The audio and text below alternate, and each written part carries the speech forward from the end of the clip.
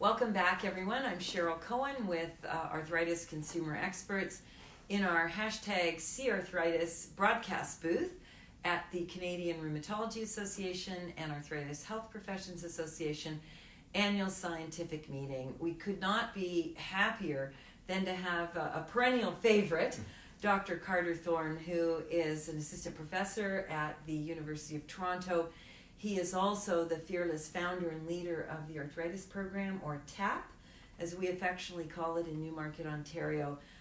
He's one of my favorite guests. That's why I always elbow everyone out of the way to take him for myself. Carter and I have known each other for quite a number of years.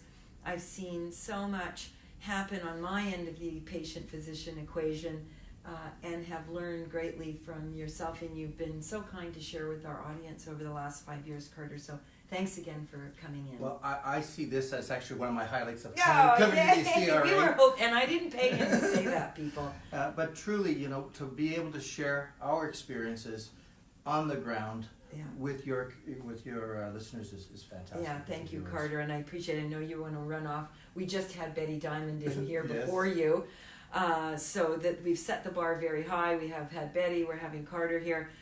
Two real giants, both in the science area and the clinical science area, and Carter Thorne.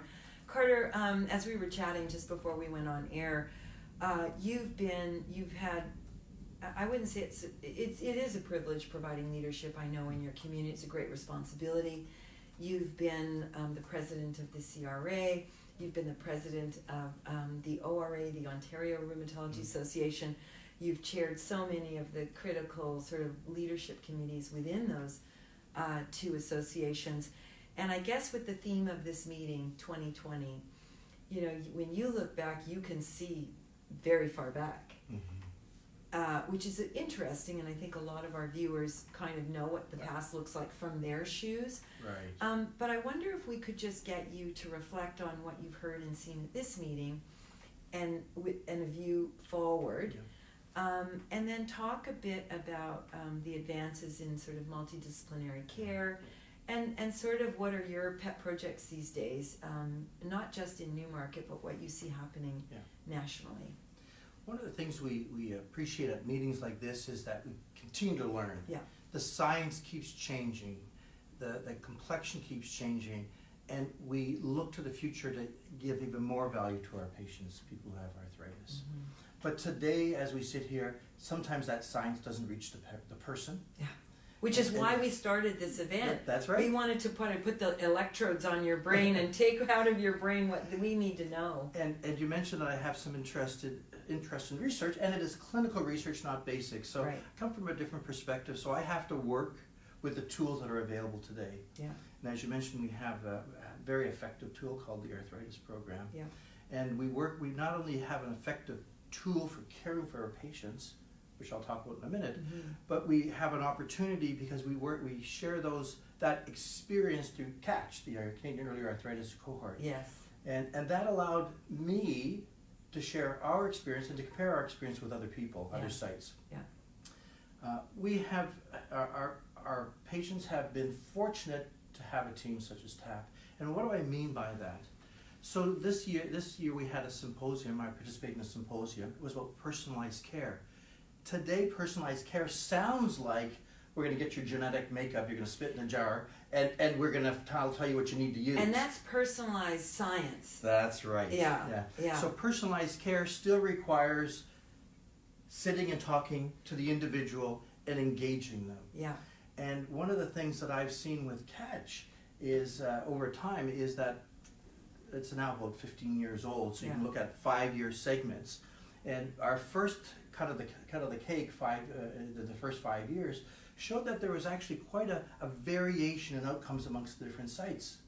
We didn't actually know why that happened, but what has happened is that when we looked at the results in the spring of 2019, the sites actually had very similar outcomes. Wow! But now when you looked, what made the soup is that our patients got better on fewer medications and fewer medication changes.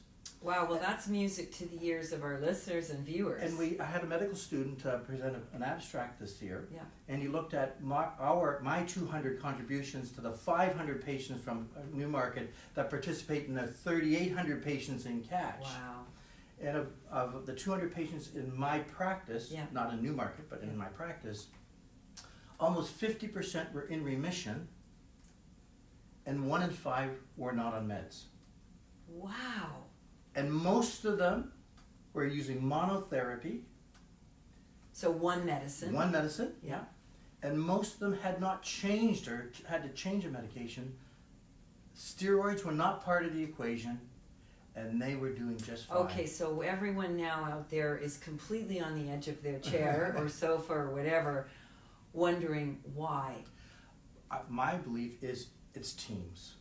And it's teams that listen and share information, and it's the development of trust. Trust between team and patient, and trust between team members, so that we can do more for the patient and contribute more.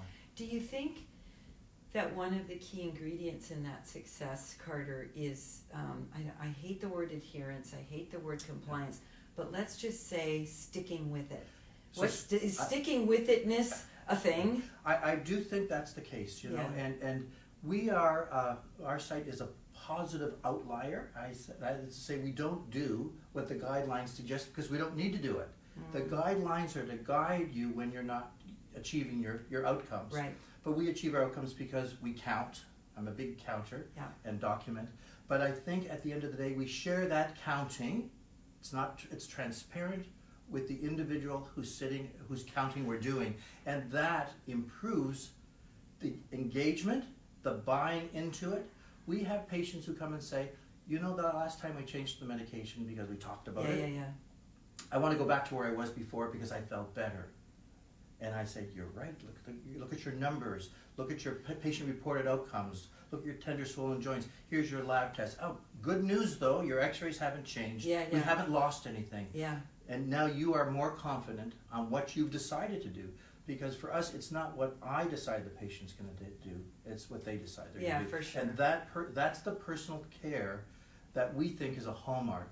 And that's one of those things, unfortunately, is difficult to measure, difficult to quantify. So when we talk personalized care or personalized treatment, it's not personalized science yet. We're not there. We can't say that if we had 10 people with, let's say, rheumatoid arthritis in a row, here's the science recipe for you, here's the science recipe. We can't yet do that. Science hasn't taken us there yet.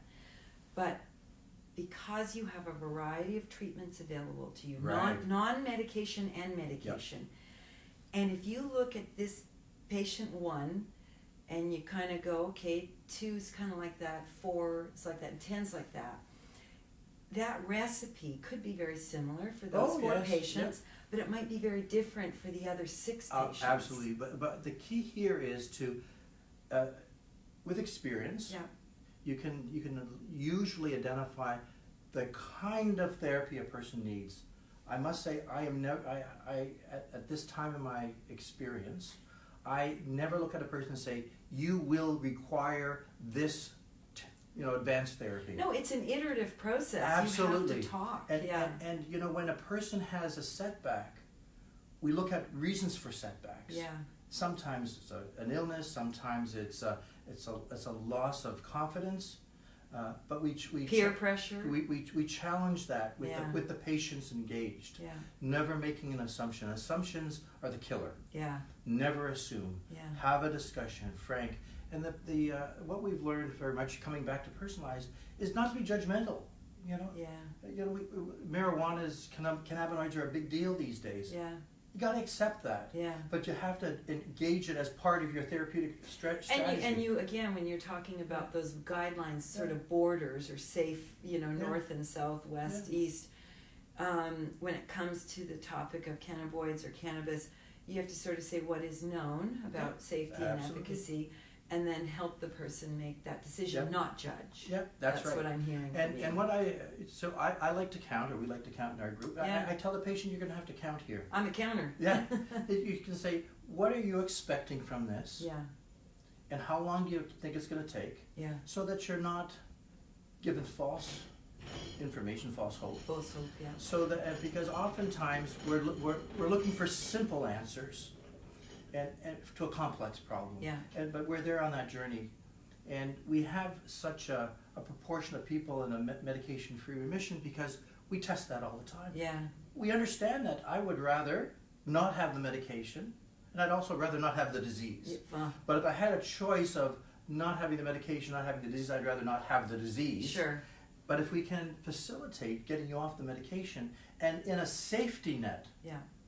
So I must say that we offer withdrawal of medications to lots of people. Not everyone wants it because they feel safer. So then our strategy is to minimize the medication. Yeah. And we make that contract, talking about, again, personalized care. We're going to talk about you. Don't talk about that person down the street or that experience. We're going to talk about you, and we're going to walk this journey, walk this guide with you. Yeah, I like all this, obviously, Carter, knowing about your practice as I do. One of the things I think that probably is resonating in our viewers' minds and hearts is that you're talking about a process actually you use in your clinic that is not dissimilar from a business process. Yes. It's a continuous quality improvement loop. Absolutely. And the quality here in the patient-physician setting is what's happening to me, the patient, at the end of the loop. Yeah. And then adjusting the steps we take together as we keep walking that circle. It's interesting, again, because we have our patients well characterized for each individual. Yeah. Right now, people, the new thing that's being done is, let's titrate therapy. And I said, titrate, give us a definition. Yeah, titrate is try and reduce to find the least. Yeah. Sometimes it's reducing a dose, sometimes it's frequency. Frequency, or just stopping a medication if you're in combination. Yeah. So we have a little aphorism, as much as you need, no more than you require. Yeah, okay. And so at the beginning I have great confidence and demand that we're going to get you well with this thing. Yeah. And so hope is a big part of our deal. Yeah. We offer, and we make the contract at the beginning as part of the personalized care. Yeah. That we're going to review this. I'm going to tell you right now, we're going to review this in 6 to 12 months, depending on how you go through the system. And then we're going to give you choices. And I'm going to tell you the choices right now. I don't expect you to remember them, but I want you to know there's going to be choices. Yeah. And then we're going to review them again in 6 to 12 months. Yeah. So with that kind of process, we have this particular outcome. Yeah. And so here's another piece, is that remission, which means the absence of evidence of active disease. Right. No signs of synovitis, your pain and stiffness have settled down. Now, again, people have osteoarthritis. We're not going to change that with their meds, but the features of that. And remission can exist on therapy, like often it's therapy-induced remission. And in some people, it is true remission, no drug, no disease. It's medication-dependent remission. Okay. We just want to clarify for people. So I mentioned that 20% are not on medications. Yeah. It's not that the 80% need the medication. Some of those people have decided not to withdraw. Yeah. And I think that's really clear. The really interesting thing about our study is that the average duration of remission in these patients was 44 months. That's a lot. In the literature, a durable remission is 6 months. So we're another. Give it up, fist bump. We're another outlier. No, you but know a what? positive outlier. It's so fascinating. I think that's why your peers and government, frankly, people have looked at TAP and tried to figure out, well, what's the secret sauce besides Dr. Carter Thorne? What is the secret sauce? And I think CATCH. Tell us what the acronym means, by the way. Canadian Early Arthritis Cohort. Yeah. So CATCH has 3,000 patients, give or take a few. Yeah. And you have centers that have agreed to enroll their patients in this database, for lack of a better way of putting it. And then you guys can ask questions of the data. Yeah. So one, it's patients who are driving the quality improvement loop by giving their data. Absolutely. And so we want to credit all of you who are part of the CATCH cohort. I celebrate our CATCH members. We identify them by having unique colored charts, so I can say to John or Mary, thank you so much for being in Catch. And fortunately, every quarter I can repeat my story, because in the fall it's going to be the American College of Rheumatology. In the spring it's going to be the Canadian Rheumatology Association. In the summer it's going to be the European meeting, because we put you on the stage 3 times a year. Wow. Those results. I love that. Ooh, I got all goosebumpy. That's fantastic. Yeah. Carter, we're going to go to the audience and see if we have any questions. Okay, the first question is, can you provide a checklist on how a clinic can implement the personalized care techniques in their own clinic? Yeah. Good question. It is excellent. Yeah. So the Arthritis Alliance of Canada worked for a number of years developing a model or a matrix, and it's called and it has its tagline: nationally developed, regionally delivered. And I think that's the key. So the Arthritis Program has been around for a while. When I first went to Newmarket in 1981, we started a program. In 1991, we got funding. But as Cheryl points out, that's an iterative process. What we started with is not what we got today. Yeah. You know, today we use e-learning, blended care for what we call therapeutic education. We have numbers of allied health professionals that support this: physiotherapists, occupational therapists, pharmacists. That sounds like a lot of work. And in the past, as Cheryl knows, people said that was Cadillac care. Yeah. I said we're pretty cheap Cadillac care. Ford Pinto care. But Cadillac ride. The Cadillac ride. Yeah. We have the power Yeah. to get people where they need to be. Yeah. And expensive doesn't mean best, but it is appropriate and necessary that we have advanced therapeutics for those that need them. I want to emphasize that. We're not against advanced therapeutics. I participated in those studies, as you know. Yeah. So to answer the question of your viewer, it's to ensure, and this is where our advocacy comes from, Cheryl's advocacy for consumers, my advocacy for my members, is to make available the resources. So resources oftentimes for doctors is, what can I write on a script? Yeah. Resources for me is, how can I support patients Yeah. with medications as just one pillar of that support. Yeah, and I'm so glad you raised the work of the Arthritis Alliance of Canada, and its big legacy was the work it did around inflammatory arthritis models of care, which you were very, very involved with and led, Carter. You can find that toolkit on arthritis-alliance.ca. Yes. And if you look under Models of Care, there's a tab that says Models of Care. There's a really elegant toolkit broken out there, and that, I think, is sort of the online kind of resource kit that could help them work towards a TAP program. And when we discuss at the government level, or when sites come to us and say, what can we do, we use that tool as well to give them some guidance. And what you use in Kenora, or what you might use in Victoria, or what you might use in Quebec City, it's going to be Montreal, contextualized. What's available, and the key is that it can be done anywhere. You just have to make use of the resources that are available. But we are constantly advocating for that. So, for instance, in BC, general tool available is that there's a special fee code to bring in an allied health professional. In this case, a nurse specifically. If I were to implement it, I'd make it an AHP, so you can choose the person you need. I agree. And so that concept gives access to a practice enhancer to all rheumatologists in BC. So you can see more patients at the same quality level than you might otherwise. Well, even at a better quality level. Yeah. Yeah, are you saying nurses are better than you? No, they enhance. That's the key. You know, it's one of the problems that people have is that they don't share the burden of care because this is a complex area. Yeah. It sounds, from what I've said, that things are simple, but to get there is a complex iteration. And that toolkit makes it a bit easier for people that aren't familiar with some of these kinds of process changes. Any other questions, Anita? One last question. It's more technical. Is it true that if you come off a biologic and need to go back on it again, it doesn't work so well the next time? I think that was a truer statement with the original technologies because the technology to develop those molecules was not as precise, and so they were what we call more immunogenetic, so that when you had an exposure to it the first time, you might have developed antibodies, but it's like getting immunized for the flu. The second time you're exposed to it after a lapse, you may have more antibodies. Right. That is not the case with the legacy small molecules, whether it's methotrexate or those kinds of things, Yeah. you can have a holiday. And so I tell our patients quite confidently, because we've counted, Yeah. quite confidently, if you go off your methotrexate or your Plaquenil, because we want you to, because we've decided to, not because you have adversity, but because you're feeling well, Yeah.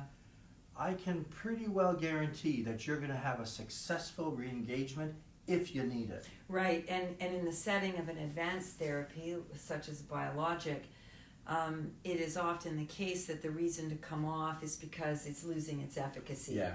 And common sense tells you you're not going back to something that's lost efficacy. And thankfully, we have a variety of mechanisms of action or different ways to control the immune system, overactive immune system. So it's unlikely you would go back if you're if the reason you came off it is because it lost its efficacy. It's interesting. One of our colleagues, Dr. Proton Rahman in St. John's, Newfoundland, he's a fabulous researcher and spans the whole thing. He can look at genetics and this epigenetics things, and what he's been able to demonstrate, especially with some of the biologics, is that it does change the configurations, which means that the loss of benefits sometimes is not the development of antibodies, but your epigenetics has changed. It's like hockey. You've learned to deke it out. Yeah, that's right. Yeah. Because the body is always trying to deke things out. That's right. That's how we develop immunity to bacteria and viruses. See, I knew we'd find a way to bring it back to hockey. Good old Canadian interview here. Any other questions, Anita? No? Okay, great. Well, Carter, we know you've got to rush off to see Betty Diamond speak. Thank you. We are always grateful, indebted to you for coming in. You download so much information in a short conversation. It's like, oh, thank goodness, these all they get uploaded to our YouTube channel. You live in this young fashion forever on our YouTube channel. And our Thank viewers. God. Yeah, exactly. I haven't aged in 5 years. And you can, our viewers and members and subscribers, your patients can go to the channel and take a look in their own comfort and their own timeline. Perfect. And so we really do thank you so much again, And it's Carter. my pleasure and privilege to You share know my time with you. we'll be bugging you in Quebec City next year. Indeed. Okay, For the thank you. 75th anniversary of the CRA. Oh, really? Yeah. Oh, how exciting. Yes. Young and vibrant as ever. Yes. Yeah.